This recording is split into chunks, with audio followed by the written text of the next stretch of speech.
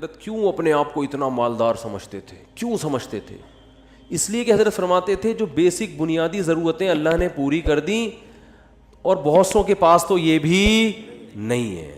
گھر تو ہے نا سر چھپانے کو، چاہے کرائے پر ہو، ہے تو نا. بہت سے تو روڈ پہ سو رہے ہیں. کیا حالات ہیں لوگوں کے گھروں میں، جا کے دیکھو پتہ چلتا ہے کیسی خطرناک بیماریاں لگی ہوئی ہیں. تو اسلام نے ہمیں، جو میں آیت پڑھ رہا تھا اس میں یہ بتایا کہ تم اس خوش فہمی میں مت رہو کہ جس حالت میں آج ہو ہمیشہ اسی حالت میں رہو گے. اللہ نے تم سے ایسا کوئی ایگریمنٹ نہیں کیا ہے. تو اب کرنا کیا ہے؟ عمل کو فوکس کرنا ہے، عمل. تو اللہ تعالیٰ نے قرآن میں کیا فرمایا کہ کسی کتاب میں نہیں لکھا. ہاں تو اب مسئلہ یہ ہے کہ جس خوشی میں انسان ہوتا ہے اس میں اللہ کو بھول جاتا ہے وہ. تو اسی خوشی میں اللہ کو یاد رکھنا ہے. اس کا فائدہ یہ ہوگا کہ جب کوئی ٹینشن کا معاملہ آئے گا تو پھر اللہ آپ کو یاد رکھے گا. کیسے یاد رکھے گا؟ یا تو وہ ٹینشن دور کر دے گا، یا اس ٹینشن میں اللہ آپ کو صبر کی توفیق دے گا، حوصلہ دے دے گا اللہ آپ کو. خودکشی کے خیالات نہیں آئیں گے آپ کے دل میں. پیغمبروں کی سیرت اٹھا کے دیکھیں، کیسے کیسے غموں میں زندگی گزری، مگر ان غموں میں بھی انہوں نے ڈپریشن کی گولیاں بولو نہیں کھائی ہیں. ہمیشہ ان کی زبان سے اچھے الفاظ نکل رہے ہیں. اعلم من اللہ ما لا تعلمون، میں اللہ کے بارے میں وہ کچھ جانتا ہوں جو تم نہیں جانتے. یعقوب علیہ السلام کہہ رہے ہیں. ایوب علیہ السلام نے بیماری میں ایسا صبر کر کے دکھایا. اللہ فرماتے ہیں نعم العبد، کیا خوب بندہ تھا، کتنے خوش قسمت کہ اللہ آخری کتاب میں آیتیں نازل کر رہا ہے کہ ایوب کیا خوب بندہ تھا، کیا خوب بندہ تھا. دیکھو ایوب علیہ السلام بیماریوں میں، اگر بیماریوں میں زندگی نہ گزری ہوتی تو اتنے خوبصورت الفاظ ان کے لیے آخری کتاب میں نازل ہوتے. فرض کر لو صحت میں زندگی گزر گئی ہوتی تو گزر تو گئی نا، ختم. اب بیماری میں گزری ہو یا صحت میں، جو چیز جو پاسٹ بن گیا وہ اچھا ہو برا ہو، اب اس سے انسان کو کوئی سروکار نہیں ہوتا. جو گزر گئی ختم. تو صحت میں زندگی گزرتی اتنا انعام نہ ملتا. اللہ فرماتے ہیں نعم العبد، کیا خوب بندہ تھا. اور اللہ نے ایوب علیہ السلام کی زوجہ کی بھی تعریف کی بہت زیادہ. ایوب علیہ السلام جب بہت شدید بیمار تھے نا، تو عام طور پر کیا ہوتا ہے، بیگم صاحبہ خدمت کرتی ہے، میرے میاں کیا ہو گئے، بیمار ہو گئے، کوئی بات نہیں، 1 دن خدمت 2 دن خدمت، اس کے بعد کہے گی بھائی جان چھڑاؤ، میری کیا ہو گئی ہے، بولو نا، شادی ہو گئی ہے. آج کل مارکیٹ میں جو میرا بیان خواتین سن رہی ہیں ان کے علاوہ کی بات کر رہا ہوں، ان کے ساتھ یہی مسئلہ ہو رہا ہے کہ میاں بے روزگار ہو گیا، بیمار ہو گیا، تو اب بھائی جب شریک حیات کا مطلب کیا ہوتا ہے، زندگی بھر آپ کے ساتھ شریک. نکاح میں اور زنا میں تو یہی فرق ہے نا بنیادی. شریک حیات کا مطلب یہ ہے کہ آپ خوشی اور غم میں آپ کے ساتھ، آپ بھی اس کے ساتھ. دیکھو شادی سے پہلے کوئی فالٹ سامنے آ گیا، نہیں کرو شادی، آپ کو اختیار ہے. جو فالٹ شادی کے بعد پیدا ہو رہا ہے وہ تو پھر آپ کی قسمت ہے نا. ارے عورت کی شادی ہوئی میاں سے، اگلے دن ایکسیڈنٹ ہوا، لنگڑا ہو گیا، تو اب ہو گیا، وہ قسمت ہے، برداشت کرو، کیا خیال ہے، ٹھیک ہے نا. یار سمجھ میں نہیں آ رہی بات. دیکھو ایک آدمی نے نکاح کا پیغام بھیجا، پہلے سے پاؤں سے معذور تھا، تو عورت لڑکی والوں نے اس بیس پہ ریجیکٹ کر دیا. ان کا حق ہے، کر سکتے ہیں، لیکن بالکل صحیح فٹ فاٹ رخصتی بھی ہو گئی. اگلے دن خوشی میں بائک میلیاں لگاتا ہوا جا رہا ہے کہ میری شادی ہو گئی اور رخصتی بھی ہو گئی. ہو سکتا ہے گرے، ٹانگ کی ہڈی ٹوٹ گئی. اب یہ تھوڑی کہ عورت کھلا لے کے بھاگ جائے کہ میری تو لنگڑے سے شادی ہوئی ہے. شادی ہو کے لنگڑا ہوا ہے، لنگڑے سے شادی نہیں ہوئی. اس طرح آپ کی شادی ہوئی، پہلے سے پتہ چلا بیگم کے ساتھ یہ مسائل ہیں، نہ کرو شادی. بھیا آپ کس نے کہا؟ صحیح تھی، نکاح کے بعد بیماری ہو گئی، ٹھیک ہے نا، کوئی مسئلہ کھڑا ہو گیا، تو اب عزت دار آدمی اس بیس پہ ڈیورس نہیں دیتا، بلکہ دعائیں کراتا ہے. مولوی صاحب میری زوجہ کے لیے دعا کریں اللہ صحت عطا فرمائے، اولاد نہیں ہو رہی دعا کریں اللہ صحت عطا فرمائے، ٹھیک ہے نا. زبان میں لکنت پیدا ہو گئی ہے، دعا کریں اللہ. تو میں تو ان کو کہتا ہوں اگر لکنت پیدا ہو گئی ہے تو بڑا فائدہ ہے تمہارا، کیونکہ جتنی دیر میں وہ برا بلا کہے گی نا اتنی دیر میں آپ کام نمٹا کے آ جاؤ سارے. ٹھیک ہے, وہ ابھی اسٹارٹ لے گی آپ کو سمجھانا, اتنی دیر میں آپ کیا کرو, ذہن تیار کر کے آ جاؤ کہ یہ الٹا سیدھا بولنے والی ہے تو برداشت کرنا ہے. تو وہ اچھا اس پہ بھی ایک دو تین چٹکلے ہیں لیکن وہ زیادہ ہو جائیں گے. تو اب مسئلہ یہ ہے کہ عزت دار آدمی کیا کرے گا, اس کو اپنی قسمت سمجھ کے برداشت. ہاں اختیاری فالٹ ہے تو ایک الگ بات ہے نا, قدرتی فالٹ نہیں ہوا بلکہ اپنے اختیار سے کچھ غلط کر رہی ہو تو ایک الگ بات ہے. بھئی یہ تو قدرت کی طرف سے اس کی ٹانگ ٹوٹ گئی, اس کو لکوا ہو گیا, اس کو فالج ہو گیا. تو آج تک یہی ہوتا آ رہا ہے, ہم نے دیکھا ہے بیوی کو فالج ہو گیا تو مرد اب اس کو رکھ رہا ہے, بھائی اس کی خدمت کر رہا ہے, علاج کر رہا ہے, لوگوں سے دعا کروا رہا ہے, یار میری بیگم کے لیے دعا کرو. ایسے موقع پہ عزت دار آدمی طلاق نہیں دیتا, وہ کہتا ہے بھائی اب برداشت کرو یار, میری قسمت ہے. تو عورت بھی برداشت کرتی تھی پہلے زمانے میں, آدمی بھی برداشت کرتا تھا. اب دونوں نے برداشت کرنا چھوڑ دیا ہے. کیوں؟ دنیا ہی کو اصل بنا لیا ہے. سارے مزے کہاں اڑانے ہیں؟ دنیا میں. اب دنیا کو ہی اصل بنا لیا ہے تو اب بس ہر چیز کیا ہونی چاہیے؟ پرفیکٹ, ایک دم موقع کی رپورٹ ہونی چاہیے ہر معاملے میں. تو یہ تو بھائی گوروں کا نظریہ ہے, یہ مسلمان کا نہیں ہے. تو میں ایوب علیہ السلام کا بتا رہا تھا کہ وہ شدید بیماری میں, وہ بیماری کیا تھی اس کا تفسیر میں کوئی ذکر نہیں ملتا نہ حدیث میں, بس کوئی بہت سخت بیماری تھی جس میں بہت طویل عرصے مبتلا رہے.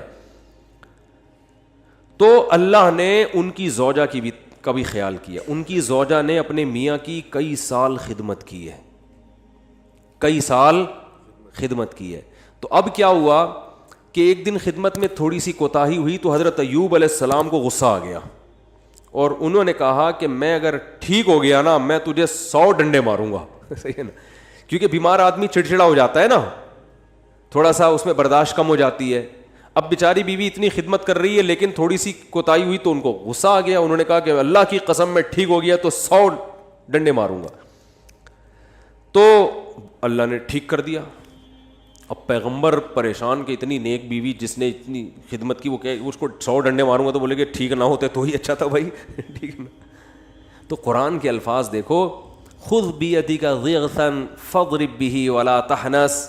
اے پیغمبر آپ قسم بھی نہیں توڑ سکتے, آپ تو پیغمبر ہیں, اور بیوی اتنی نیک ہے اس کو مارنے کی اجازت نہیں ہے, اس کو آپ نے 100 ڈنڈے نہیں مارنے. اب قسم پوری کرنے کے لیے ایک جھاڑو لیں جس میں 100 تنکے وہ ایک ہی دفعہ لگا دیں بس. ویسے تو ایک یوں کر کے بھی لگانا بھی وہ ہے, لیکن جب بیوی کو پتہ چلے گا اللہ نے میرے لیے میرے میاں کو یہ ہیلا بتایا ہے تو یہ جھاڑو لگانا یہ عزت دی جا رہی ہے. یہ کس کی طرف سے ہیلا بتایا جا رہا ہے؟ بولو بھائی, اللہ کی طرف سے. آج بہت سے لوگ کہتے ہیں قرآن و حدیث میں ہیلے بالکل بھی نہیں ہے مولویوں نے. بھائی ہیلوں کی بھی 2 قسمیں ہوتی ہیں, ایک جائز ہیلے اور ایک ناجائز ہیلے. ایک صاحب ٹی وی میں آ رہے تھے رمضان میں, وہ کہہ رہے تھے مولویوں نے ہیلے ویلے بہت نکالے ہوئے ہیں, ہر چیز کے ادھر سے ہیلا ادھر سے ہیلا, اور یہ سب بنی اسرائیل نے بھی ہیلے کر کے مچھلیاں پکڑی ہیں. تو میں نے کہا یار میں ان کے سامنے بیٹھا ہوتا تو میں کہتا آپ کو بنی اسرائیل کے ہیلے تو ذہن میں آ رہے ہیں جو اللہ نے خود ایوب علیہ السلام کو ہیلے بتائے. اس لیے دین فقہا سے سیکھو. یہ جو نئے نئے فنٹر بن رہے ہیں نا آج کل, ان سے دین نہ سیکھو. یہ ایک طرف کی دلیل جانتے ہیں, دوسرا ان کو پتہ ہی نہیں ہوتا. سود سے بچنے کے ہیلے نکالے ہوئے ہیں, تو سود سے بچنے کے ہیلے تو عین مطلوب ہیں. ایسا ہیلا جس سے سود سے بچ جاؤ, یہ تو شریعت چاہتی ہے. یہ وہ ہیلا تھوڑی ہے جو بنی اسرائیل نے کیا تھا مچھلیاں پکڑنے کے لیے.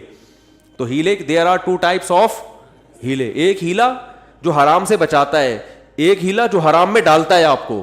دونوں میں فرق ہے. سود سے بچنے کے لیے جو ہیلے کیے جاتے ہیں وہ سود سے بچنے کے لیے جاتے ہیں, چونکہ سود حرام ہے تو سود سے بچنے کے لیے کا مطلب حرام سے بچنے کے لیے. اور ایک ہیلا وہ ہوتا ہے جو حرام میں آپ کو مبتلا کر دیتا ہے. تو بیوی کو مارنا کوئی اچھا کام تو نہیں ہے نا اسلام میں. تو اللہ نے ایک نیک بیوی کو بچانے کے لیے ان کو ہیلا بتا دیا کہ بھئی ایک جھاڑو میں 100 تنکے لو, ایک ہی دفعہ میں لگا دو تو گویا 100 کوڑے لگ گئے. تو قسم بھی پوری ہو گئی, بیوی بچ گئی. تو یہ اللہ نے حضرت ایوب علیہ السلام کی وائف کو, ان کی زوجہ کو, ان کی اہلیہ کو اتنا پروٹوکول کیوں دیا کہ قرآن میں ان کا تذکرہ بھی کر دیا. یہ شوہر کی خدمت کی وجہ سے, شوہر کے ساتھ وفا کی وجہ سے. یاد رکھو آج عورتیں اپنے شوہر کی طرف سے جن آزمائشوں میں ہیں, جو قدرتی آزمائشیں, جو قدرت کی طرف, بے روزگاری اللہ کی طرف سے ہو جاتی ہے نا. بھائی میاں کا روزگار چھوٹ گیا, یہ تو اللہ ہے جس کو چاہتا ہے رزق کشادہ دیتا ہے, جس کی چاہتا ہے روزی بند کر دیتا ہے. وہ بیچارہ اپنی طرف سے محنت کر رہا ہے لیکن بے روزگار ہو گیا, نئی کاروبار حرکت میں آ رہا. تو یہ اللہ کی طرف سے ہے.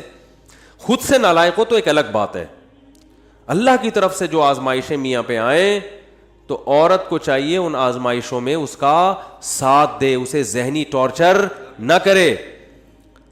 کیونکہ بے روزگاری کی بیماری اتنی, بے روزگاری کا عیب اتنا بڑا نہیں ہے جتنا اس بیماری کا عیب ہے جس میں ایوب علیہ السلام مبتلا ہوئے تھے, کیونکہ اس میں تو کمانا ممکن ہی نہیں تھا اور اوپر سے خدمت بھی. سمجھا پا رہا ہوں اپنی بات کہ نہیں سمجھا پا رہا؟ اس میں خدمت بھی, تو وفا کرنی چاہیے, وفا. اور یہ جب تک آخرت سامنے نہیں ہوگی ان میں سے کوئی بھی کام نہیں ہو سکتا. ہمارے محلے میں ایک صاحب گزرے, ان کا انتقال ہو گیا, اللہ ان کی مغفرت فرمائے. ان کی زوجہ 15-20 سال بیمار رہی ہیں کسی سخت قسم کی نفسیاتی بیماری میں. اس بندے نے 15-20 سال اپنی زوجہ کی دن رات خدمت کی ہے. وہ بیوی نہ بیچاری کھانا پکانے کے قابل, نہ برتن دھونے کے قابل ایسی بیماری میں, تو یہی اس کے لیے کھانا بھی پکا رہا ہے. اتنے پیسے نہیں ہوں گے کہ ملازم رکھو, یہی اس کے لیے بولو ساری خدمتیں کر رہا ہے. تو میں نے کہا یار اس کی تو ویسے ہی بیچارے کی بخشش ہو جائے گی, اللہ کہے گا تو نے کسی کی بیٹی کو رکھا گھر میں اس حالت میں بھی, اب وہ نہیں پکا سکتی بیچاری, اور وہ نہ کپڑے دھو سکتی ہے, اور یہ اتنے پیسہ بھی نہیں ہے کہ, تو خود ہی کر رہا ہے سارے کام. تو یہ کوئی عیب کی بات بولو بھائی نہیں ہے. اپنی بیٹیوں کو سوچا کرو نا, آپ کی بیٹی کے مسائل ہو جائیں تو آپ چاہتے ہو یار سسرال والے برداشت کریں تو دوسروں کو بھی برداشت. ہاں جان بوجھ کر کوئی فالٹ ہے نا تو پھر میاں میں ہو تو ہم عورت کو مشورہ دیتے ہیں اس فالٹ کو صحیح کرو ورنہ پتلی گلی سے نکلو, ٹھیک ہے نا, کہ 10-20 سال اس فالٹ کو بہت خطرناک قسم کا اگر فالٹ ہے تو ایک الگ بات ہے. تو اللہ تعالیٰ نے قرآن مجید میں, اچھا بھائی بیان کے دوران خواتین باتیں کر رہی ہوتی ہیں, بالکل بھی مناسب نہیں ہے, کئی دفعہ شکایتیں آئی ہیں, بیان سننا چاہیے شوق سے. 2 خاتون جو تھیں 20 سال قید ہوئی ان کو ایک ہی وارڈ میں, 20 سال تک وہ باتیں کرتی رہیں. جب نکلی ہیں نا, جس دن رہائی ہوئی تو کہیں بہن کچھ باتیں رہ گئی ہیں, انشاءاللہ اگلے ہفتے ہماری ملاقات ہوگی تو اس کو کمپلیٹ کریں. تو یہاں جو خواتین آتی ہیں بھائی بیان کو فوکس کریں نا, آپ کے فائدے کی باتیں ہو رہی ہیں تو آپ کے دل میں میاؤں کی محبت ڈالی جا رہی ہے, ٹھیک ہے. تو اللہ نے کیا فرمایا کہ جس کنڈیشن میں آج ہو ضروری نہیں کہ کل بھی اسی کنڈیشن میں ہوگے, لہذا کیا کرنا ہے, اعمال کو فوکس کرنا ہے. اس عمل کا فائدہ کیا ہوگا کہ اللہ نہ کرے کل ٹینشن آئی بھی تو اس ٹینشن کو برداشت کرنا کیا ہو جائے گا, آسان. میں جمعے کی خطبے میں یہ حدیث اکثر پڑھتا ہوں. حضرت عبداللہ ابن عباس بالکل نو عمر تھے, آپ صلی اللہ علیہ وسلم کے ساتھ سواری میں پیچھے بیٹھے تو آپ صلی اللہ علیہ وسلم فرمائے, یا غلام, اے نوجوان, اے لڑکے, میں تجھے نصیحت کرتا ہوں, احفظ اللہ یحفظک, اللہ کے دین کی حفاظت کر, یعنی اللہ کے احکام کو پورا کر, اللہ تیری حفاظت کرے گا. احفظ اللہ یحفظک, احفظ اللہ تجدہ تجاہک. جب کوئی یعنی شریعت کا حکم آئے نا تو اس میں اللہ کے حکم کو مقدم کرو, تو جب کوئی مصیبت آئے گی تم اللہ کو اپنے سامنے پاؤ گے. اللہ یا تو وہ کام پورا کر دے گا یا اللہ آپ کو تسلی دے دے گا کہ بھائی میں ہوں تمہارے ساتھ, اس ٹینشن کو برداشت کرو, یہ ہمیشہ کے لیے نہیں ہے. اس پہ اللہ تمہیں بہت نوازے گا, تھپکی ملے گی, تسلیاں ملیں گی. اور پھر فرمایا کہ وَعْلَمْ أَنَّمَا أَصَابَكَ لَمْ يَكُنْ لِيُخْطِئَكَ. ٹینشن ختم کرنے کے 2 طریقے نبی نے بتا دیے یہاں پہ. ایک تو عمل صحیح کر لو تو ٹینشن میں اللہ آپ کے ساتھ ہوگا. دوسرا طریقہ تقدیر پر ایمان. فرمایا انما اصابک, جو مصیبت تمہیں پہنچی ہے, یعنی مطلب حدیث کا یہ کہ تمہاری حماقتوں سے نہیں.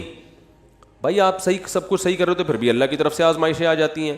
تو لم یکن لیخطئک, یقین کر لو یہ لازمی پہنچنی تھی, یہ تم سے خطا ہو ہی نہیں سکتی تھی. تو جب ایک کام لازمی ہونا ہی تھا تو اس میں ٹینشن کس بات کی؟ ابے کیا ہو گیا بھائی, جب ایک کام ہونا ہی ہے, نہ ہونے کا تو سوال ہی پیدا نہیں ہوتا, تو بھی ٹینشن کس بات؟ یہ تو ہونا تھا, یہ تو ہوگا, یہ تو ہوگا بھائی. لیکن چونکہ ہمیں ٹینشن سے پہلے نہیں پتا ہوتا کہ کیا ہوگا تو ہم اسباب اختیار کرتے ہیں. پورے کامیابی کے اسباب اختیار کرے پھر بھی نہیں ہوا بھائی یہ تو اللہ نے ایسے ہی لکھا ہوا تھا. غزوہ احد میں 70 صحابہ شہید ہو گئے. کتنی بڑی ٹینشن صحابہ کے لیے, کتنی بڑی ٹینشن. تو اللہ نے کیا فرمایا, کوئی ٹینشن کی بات نہیں ہے, یہ شکست بھی مقدر میں لکھی ہوئی تھی اور یہ شہادتیں بھی مقدر میں لکھی ہوئی تھی, کوئی ٹینشن کی بات نہیں ہے. رہا یہ مسئلہ کہ تم سے غلطی ہوئی تھی, مشورے پر عمل نہیں ہوا, نبی کا حکم تم سے ٹوٹ گیا, تو اس کی وجہ سے یہ ٹینشن پہنچی ہے, تو اس سے تم نے چونکہ توبہ کر لی ہے تو وہ والی ٹینشن بھی کیا ہو گئی, ختم. آخرت کا نقصان کا خطرہ تھا کہ نبی کے جو حکم دیا تھا گھاٹی پہ رہنا ہے, تو وہ توبہ سے معاف ہو گیا.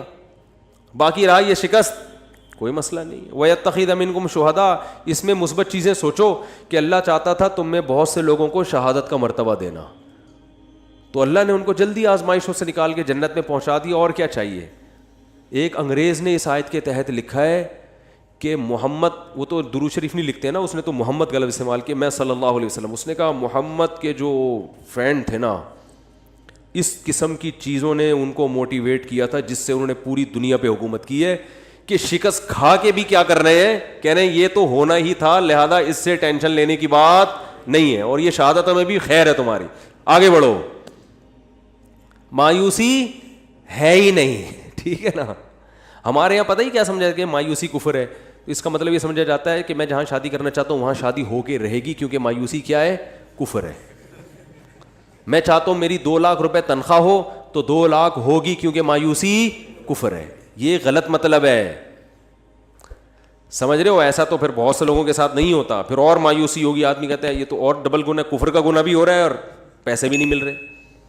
ہم کہتے ہیں میں صحت بناؤں گا تو صحت بنے گی کیونکہ مایوسی کفر ہے. یہ مطلب نہیں ہے. مطلب یہ ہے کہ اللہ سے یہ امید لگائی جائے کہ جو ہوگا اچھا ہی ہوگا میرے حق میں. میں چاہتا ہوں میرا اچھا روزگار مل جائے, 2 لاکھ تنخواہ نہیں ہو رہی, 1 لاکھ ہے, اسی 1 میں اللہ کیا کرے گا, برکت دے گا. روزگار نہیں مل رہا, کوئی بات نہیں, اسی میں اللہ کیا کرے گا, برکت دے گا. نام ملنے میں بڑے فائدے ہیں. روزگار نہ ملنے سے ٹینشن ہوگی, ٹینشن میں اللہ یاد آئے گا, اللہ سے دعائیں مانگو گے, اس ٹینشن میں گناہ معاف ہوں گے, برداشت کی قوت پیدا ہوگی. بعض دفعہ زیادہ کھانے سے بھی مسئلے خراب ہو جاتے ہیں, پیٹ بھرے ہوئے ہوتے ہیں تو الٹے الٹے خیالات آنا شروع ہو جاتے ہیں انسان کو. ایوب علیہ السلام پریشان تھے نا بیماریوں میں, مایوس نہیں ہوئے, اس لیے کہ ان کو پتا تھا یہ میرے لیے کیا ہے, بہتر ہے. کتنا بہتر کہ قرآن میں آخری نبی پر آیت نازل ہوئی ہے, نعم العبد, ایوب کیا خوب بندہ تھا, کیسی زبردست بشارت دی اللہ نے. اللہ کا کلام غلط نہیں ہو سکتا, اور اللہ نے یہ نہیں کہا کہ ایوب اچھے تھے, نا نا نا نا نا, ایوب امتحان میں کامیاب ہو گئے, نا نا نا. نعمہ تعجب کا صیغہ ہے, گویا اللہ تعجب کر رہے ہیں, یار کیا خوب بندہ تھا. اللہ کو تعجب نہیں ہوتا, لیکن اللہ ہم سے ہماری زبان میں بات کر رہے ہیں کہ اگر کوئی ایوب کی قربانی اور اس کے صبر کو دیکھتا تو کہتا ہے بھائی یہ صبر کھوپڑی میں آنے والا نہیں ہے, یہ تو بہت ہی زبردست بندے ہیں اللہ کے. اتنا بڑا کامیابی کا سرٹیفکیٹ ان کو اس بیماری کی وجہ سے ملا. اور آج ذرا سی پریشانی آدمی 10 قسم کے, یہ میرے ساتھ ایسا کیوں ہو گیا, میرے ساتھ ایسا کیوں ہو گیا. اور آج کل یونیورسٹیوں میں ہوتا یہ ہے کہ ٹینشنوں میں خدا کا انکار کر دیتے ہیں. پہلے تو یہ تصور نہیں تھا. اب جو نئی نسل آ رہی ہے نا, فون کرتے ہیں مجھے, بتاتے ہیں میرے ساتھ یہ ہوا, میں تو اللہ کو مانتا ہی نہیں. میں کہتا ہوں یار یہ میرے سامنے اتنا جری ہے, عام حالات میں کیا کر رہا ہوگا. تو نہ مانو, اللہ کو آپ کے منوانے کی کوئی ضرورت نہیں ہے. وہ سمجھتے ہیں کہ مجھے ترس آئے گا, ہائے بیچارے کے ساتھ اتنا غلط ہو گیا کہ یہ تو اللہ کو ہی نہیں مان رہا, ہائے ہائے ہائے, یہ تو آ جاؤ میں تمہیں تسلیم. میں کہتا ہوں بھائی تو نہ مان, جس خدا نے تجھے پیدا کیا ہے کم بخت تو اس کی نہیں مان رہا, تو ہماری کیا مانے گا ہے.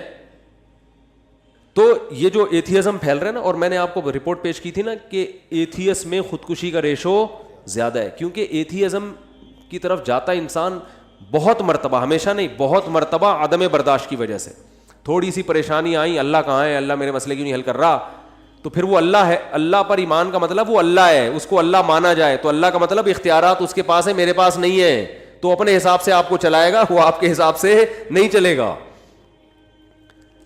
پھر یہ ایتھیسٹ کہتے ہیں دعائیں قبول نہیں ہوتی, دعائیں قبول نہیں ہوتی. آج کل یہ نوجوان لڑکوں کو بہت ہے, یار میں اتنے دنوں سے دعا مانگ رہا ہوں قبول ہو نہیں رہی. کوئی اللہ نہیں ہے, سب مولویوں نے لوگوں کو بیوقوف بنایا ہوا ہے. ابے جن مولویوں کے تم کہہ رہے ہو بیوقوف بنایا ہوا, وہ تم سے زیادہ دعائیں مانگ رہے ہوتے ہیں. اگر بیوقوف بنایا ہوا ہوتا وہ نہیں مانگتے، تمہیں کو لگایا ہوا ہوتا دعاؤں پہ انہوں نے. لیکن وہ جب دعا مانگتے ہیں ان کو قبولیت سے کوئی سروکار ہوتا ہی نہیں. ان کا مطلب ہوتا ہے اپنی فائل اللہ کی عدالت میں فائل کر دینا، اپنے ڈاکومنٹس اللہ کی عدالت میں جمع کرا دینا. یار تسلی اللہ کو بول دی ہے، اب جو ہوگا صحیح ہوگا. یہ تو اس لیے دعائیں مانگتے ہیں. یعقوب علیہ السلام ساری زندگی دعائیں مانگتے رہے، اللہ اولاد ملا دے، اولاد ملا دے، اولاد سے میری ملاقات کرا دے، میرے بچے کو محفوظ فرما لے، ہے نا. دعائیں مانگتے رہے، دعائیں مانگتے رہے. آنسر کیا آیا؟ دوسرا بچہ بھی گم گیا. یہی ہوا نا، بنیامین جو دوسرا بیٹا تھا وہ بھی بھائیوں نے یہ کہا کہ وہ بھی. تو اب کیا کہہ رہے ہیں؟ فصبر جمیل، صبر کروں گا اور صبر میں بھی جمال پیدا کروں گا. جمال کا مطلب خوبصورت صبر ہوگا. علماء کہتے ہیں صبر کی دیر آر 2 types آف صبر. ایک صبر یہ ہوتا ہے کہ آدمی واویلا تو نہیں کرے، نافرمانی تو نہیں کرے، لیکن ٹینشن سے منہ سے اور یوں ہی بنا رہے ہیں، کیا ہے نہیں ہو تو بس منہ سے نکل نہیں رہے الفاظ ہیں کہ ٹھیک ہے صبر کریں گے، کیا کریں، مقدر میں یہی لکھا ہوتا. ایسا ہوتا ہے نا. جیسے آپ بولیں کہ یار ماشاء اللہ آپ کیا گھر میں حالات کیسے؟ صحیح چل رہے ہیں، بس کیا کریں، دنیا مسافر خانہ ہے. مفتی صاحب سے بیان میں سنا تھا، بس کیا ہے، ٹھیک ہے اللہ ہے بھائی، ٹھیک ہے، جب اس کا حکم ہوگا تو سن لے گا ہماری بھی دعا. اس کو کیا کہتے ہیں؟ اونلی صبر. اس کو کیا کہتے ہیں؟ اونلی صبر. چلو گناہ نہیں کر رہا کم بخت، اللہ کا انکار نہیں کر رہا، کوئی حرام کام نہیں کر رہا. اور ایک ہوتا ہے صبر جمیل، ایسا صبر کے ہٹو بچو ہو جائے جیسے ایوب علیہ السلام نے کیا. وہ صبر یہ ہوتا ہے کہ ذرہ برابر اپنے ایٹیٹیوڈ سے اور اپنی زبان سے شکایت نہ جھلک رہی ہو. جیسے ہمارے حضرت نے غربت میں فرماتے ہیں کہ جو میں صبر نہیں کرتا تھا کیونکہ مجھے ڈر لگتا تھا گناہ نہ ہو جائے. اللہ کہے گا صبر تو مصیبتوں پہ کیا جاتا ہے، تجھے مصیبت کہاں پہنچی ہوئی ہے؟ بلکہ میں اپنے آپ کو کیا سمجھتا تھا؟ بادشاہ ہوں، اس لیے میں لوگوں سے الگ رہتا ہوں. تو اس کو سرے سے مصیبت سمجھ ہی نہیں رہے ہیں، بلکہ کیا کہہ رہے ہیں؟ صبر جمیل. کیا کرنا ہے؟ ایسا صبر جس میں کیا ہو؟ جمال ہو. اور لا تیأسوا من روح اللہ، اے میرے بچوں اللہ کی رحمت سے نا امید مت ہو. اعلم من اللہ ما لا تعلمون، میں اللہ کے بارے میں وہ کچھ جانتا ہوں جو تم نہیں جانتے. رو بھی رہے ہیں. اب آپ کہہ سکتے ہیں جب اپنے عمل سے بھی شکایت نہیں کرنی، زبان سے بھی، تو پھر رو کیوں رہے ہیں؟ یہ غیر اختیاری ہے، اس پہ کوئی پکڑ نہیں ہے، اور یہ آپ کے دل کے زندہ ہونے کی دلیل ہے. کیونکہ رونا بھی نہیں آ رہا بچے کے گمنے میں، اس کا مطلب آپ کے سینے میں دل ہی نہیں ہے. پھر تو قربانی نہیں ہے نا. اتنا غم تو ہوگا تو غم زدہ ہوں گے نا. اگر مثلا کوئی آدمی بچہ گم گیا اور اب یہ گھوم رہا ہے آرام سے، کہہ رہا بچہ گھوم گیا صبر جمیل کریں گے، کچھ بھی نہیں ہے، تو یہ صبر جمیل نہیں ہے، اس کا مطلب یہ اس کا بچہ تھا ہی نہیں. حقیقت اپنا بچہ ہوتا تو اتنے مزے سے نہیں گھوم رہا ہوتا. ٹینشن یہ نیچرل ہے، آنکھیں بھی بہیں گی، غم بھی ہوگا، ٹینشن بھی ہوگی. زبان سے جو چیز غیر اختیاری ہے اس پہ پکڑ نہیں ہے. ہمارے نبی کی نواسی کا انتقال ہوا آپ کی گود میں، آپ کے آنکھوں سے آنسو ٹپکنا شروع. صحابہ نے عرض کیا یا رسول اللہ آپ تو صبر کی تلقین کرتے ہیں. تو آپ نے کیا فرمایا؟ آنکھیں بہہ رہی ہیں، دل غم زدہ ہے. یہ یعنی مطلب یہ کہ یہ 2 چیزیں ہمارے اختیار میں، ان آنکھوں کو روک سکتے ہیں، نہ دل کو غم زدہ ہونے سے روک سکتے ہیں. زبان وہی کہے گی جس پہ اللہ راضی ہے. زبان کہے گی کہ جو اللہ کا حکم تھا، ما قدر اللہ، جو اللہ کے فیصلے ان فیصلوں پر راضی. لیکن جب اس ٹائپ کا صبر ہوتا ہے نا جو غیر اختیاری، تو وہ اعتدال سے ہوتا ہے. یعنی اس ٹائپ کا جو غم ہوتا ہے نا وہ اعتدال سے ہوتا ہے. اس میں آنسو بھی نکلتے ہیں، دل بھی غم زدہ ہوتا ہے. آج کل جو غم ہو رہے ہیں نا، جس طرح سے چیخنا پیٹنا، ہاں ہو میرے ساتھ یہ ہو گیا، گھر میں دیکھو نا کیا ہو رہا ہے. روزگار آپ گئے کہیں جاب کی تلاش میں، نہیں ملی جاب، انٹرویو میں فیل ہو گئے، باہر نکل کے چیزیں توڑ رہا پھوڑ رہا ہے، بیگم کا فون آیا اس کو گالیاں دینا شروع کر دیں. یہ غیر اختیاری نہیں ہے، یہ کیا ہے؟ بولو اختیاری. ہمارے جاننے والوں میں کسی کے بھائی کا انتقال ہو گیا، بھائی کو بھائی سے بڑی محبت تھی، جب دفنانے میں نا وہ کیا کر رہا ہے، اپنے بھائی سے بڑی محبت، حادثے میں انتقال ہو گیا، قبر کے پتھر سے سر اپنے پھوڑ رہا ہے. ہمارے امام صاحب نے اس کو پکڑا, بھائی تیرا سر پھٹ جائے گا, کیا رو رہا ہے, چیخ رہا ہے, قبرستان میں وہ جو سلیبیں ہوتی ہیں نا جو رکھی ہوئی ان پہ سر مار رہا ہے اپنا جا کے. یہ لوگ تو کہیں گے ماشاء اللہ بڑی محبت ہے, لیکن یہ بے صبر ہونے کی دلیل ہے. رو بھائی, پابندی, یہ جو بالکل حواس باختہ اور رونا اور چیخنا اور یہ وہ جو ہمارے گھروں میں آج کل میتوں میں ہوتا ہے, اور مسئلہ ہو گیا تو چیزیں اٹھا کے پھینک رہا ہے اور اس کو سمجھتے ہیں کہ میں اپنا بس غصہ نکال رہا ہوں, تو یہ گدھے ہونے کی تو دلیل ہو سکتی ہے میرے بھائی.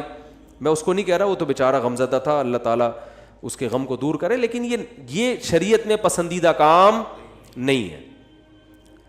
میتوں پہ چیخنا, میتوں سے لپٹ کے پاگلوں کی طرح رونا, او بھائی بس رو آپ, جو اللہ نے آپ کو پرمیشن دی, اور یہ رونا اچھی علامت ہے کیونکہ یہ محبت کی دلیل ہے. اور آپ صلی اللہ علیہ وسلم نے ایسے موقع پہ یہ بھی فرمایا کہ یہ اللہ کی وہ رحمت ہے جو اللہ نے اپنے بندوں کے دلوں میں رکھ دی ہے. اسی محبت کی بیس پہ تو حقوق ادا ہوتے ہیں, اتنی بھی نہیں ہوگی تو پھر حقوق تھوڑی ادا ہوں گے. سمجھ میں نہیں آ رہی تو رہنے دو. اچھا آ رہی ہے الحمدللہ.